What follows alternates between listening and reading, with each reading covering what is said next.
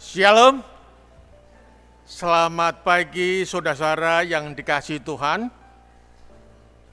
Marilah kita belajar sabdanya pada pagi hari ini sebelum kita beraktivitas sepanjang hari ini. Sehingga ketika kita melakukan aktivitas kita boleh mendapatkan berkat dari Tuhan. Untuk itu marilah kita lebih dahulu berdoa. Bapa yang di surga, pada pagi hari ini terima kasih oleh karena Engkau memberikan kepada kami kesempatan untuk belajar sabda-Mu melalui renungan singkat pada pagi hari ini. Kiranya Tuhan memberikan kepada kami pengertian akan sabda-Mu melalui kuasa Roh Kudus-Mu yang bekerja dalam hati kami. Dalam nama Yesus kami berdoa dan mengucap syukur. Amin. Judul pelajaran kita pada pagi hari ini adalah rem blong. Apa yang dimaksud dengan rem blong? Beberapa waktu yang lalu kita mendapatkan sebuah berita yang mengerikan, suatu berita yang menyedihkan ketika sebuah truk tronton di sebuah perempatan di kota Balikpapan tanpa terkendali dari belakang, truk tersebut menabrak beberapa kendaraan roda 4 dan roda 2 di perempatan yang pada waktu itu lampu masih merah. Sungguh mengerikan kejadian tersebut dan banyak korban jiwa akibat dari truk tronton yang menabrak dari belakang tersebut. Saudara-saudara yang terkasih dalam Tuhan, ternyata peristiwa yang viral baik di media sosial maupun juga di media cetak, di televisi, ini adalah akibat dari truk tersebut, tronton tersebut mengalami rem blong. Dan remnya tidak berfungsi sama sekali, sehingga sang sopir tidak bisa mengendalikan laju dari truk tronton tersebut. Akibat rem blong, maka ketika sopir tersebut mengendarai tidak bisa mengendalikan tronton tersebut. Saudara-saudara yang terkasih dalam Tuhan,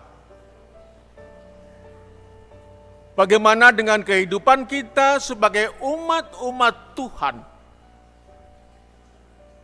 Apakah kita bisa menguasai, bisa mengendalikan kehidupan kita? Di dalam Mazmur 119 ayat yang ke-9 dikatakan demikian. Dengan apakah seorang muda mempertahankan kelakuannya bersih? Dengan menjaganya sesuai dengan firman-Mu. Luar biasa saudara kasih dalam Tuhan. Ini adalah firman pekabaran yang menunjukkan bahwa untuk menjaga, untuk mengendalikan orang-orang muda berkelakuan bersih, dan mereka bisa mengendarai hidup mereka di dalam kehidupan yang fana ini, maka dikatakan yaitu dengan firman Tuhan. Luar biasa saudara-saudara yang kasih dalam Tuhan. Firman Tuhan bisa mengendalikan kehidupan orang-orang muda, konteksnya adalah orang-orang muda, sebenarnya ini bisa juga disampaikan berguna bagi semua orang, bahwa firman Tuhan bisa mengendalikan dan punya suatu kuasa untuk menguasai kehidupan kita sebagai umat-umat Tuhan. Dan tanpa firman Tuhan, tanpa rem, maka kita sebagai umat-umat Tuhan sulit untuk menguasai, untuk mengendalikan kehidupan kita. Karena begitu banyak rambu-rambu, begitu banyak tantangan-tantangan. Bagaimana kalau tanpa rem? Seperti apa yang sudah dirasakan oleh sopir di balik papan tersebut? Kita perlu rem, yaitu firman Tuhan. Di dalam Mazmur 119 ayat 105, Mazmur 119 ayat 105 dikatakan, firman-Mu itu pelita bagi kakiku dan terang bagi jalanku. Firman Tuhan adalah pelita, adalah terang bagi jalan kehidupan orang-orang yang dikasihi Tuhan.